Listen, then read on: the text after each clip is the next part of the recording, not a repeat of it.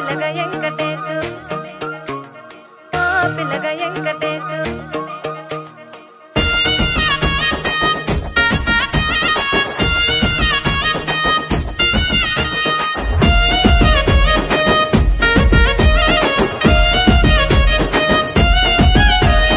సిద్ధిరాల మనసు నాది చిన్నగా పోతుంటావో చూడక పోతుంటావో ఇంట్లో చిన్నదాన్ని నేను సిద్ధిరాల